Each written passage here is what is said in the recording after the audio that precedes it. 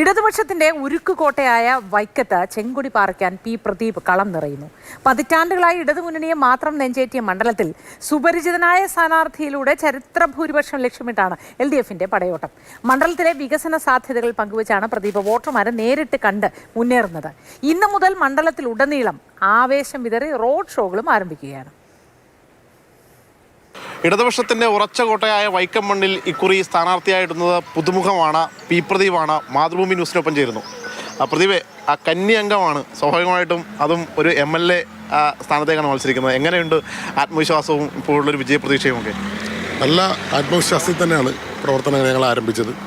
ഒന്ന്, വൈക്കം ഇടതുപക്ഷ ജനാധിപത്യ മുന്നണിയുടെ ശക്തമായ വേരോട്ടമുള്ള ഒരു പ്രദേശം എന്നുള്ളതിലേക്ക് ഏറെ ആവേശമുണ്ട്. തെരഞ്ഞെടുപ്പ് ജയിക്കും തന്നെയാണ് ഞങ്ങളുടെ വിശ്വാസം. പി കൃഷ്ണപിള്ള ഉൾപ്പെടെയുള്ള കമ്മ്യൂണിസ്റ്റ് പാർട്ടിയുടെ സ്ഥാപക നേതാക്കൾ ജന്മം കൊടുത്തൊരു മണ്ണാണ്. ആ മണ്ണിൽ നിന്നാണ് താങ്കൾ വരുന്നത്.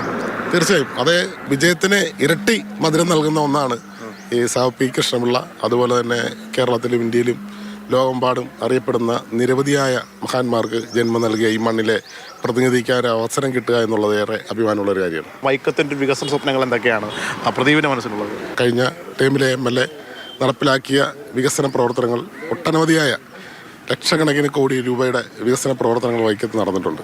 ആ വികസന പ്രവർത്തനങ്ങളുടെ എല്ലാം ഒരു റിസൾട്ട് എന്ന് പറയുന്ന ഈ തെരഞ്ഞെടുപ്പിൽ നമുക്ക് അനുകൂലമായി തന്നെ വരും എന്നതാണ് നമ്മൾ പ്രതീക്ഷിക്കുന്നത്. അപ്പോൾ ആ തുടങ്ങി വെച്ച കാര്യങ്ങൾ പൂർത്തീകരിക്കുക അടക്കമുള്ള നിരവധിയായ വികസന പ്രവർത്തനങ്ങൾ വൈക്കത്തെ ജനങ്ങൾ സ്വപ്നം കാണുന്ന ഒട്ടനവധിയായ പദ്ധതികളുണ്ട്. ഇപ്പോഴും തുടങ്ങി വെച്ചതുണ്ട്, തുടങ്ങാനുള്ളതുണ്ട്.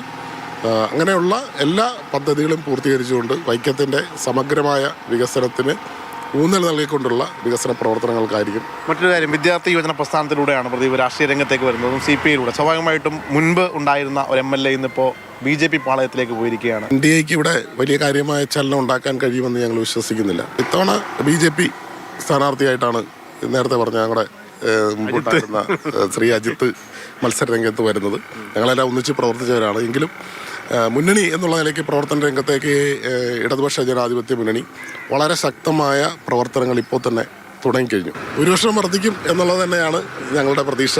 വിജേഷ് പുതാശ്ശേരിക്കൊപ്പം ശ്യാമപ്രസാദ് ഉത്തമൻ, മാതൃഭൂമി ന്യൂസ്, കോട്ടയം.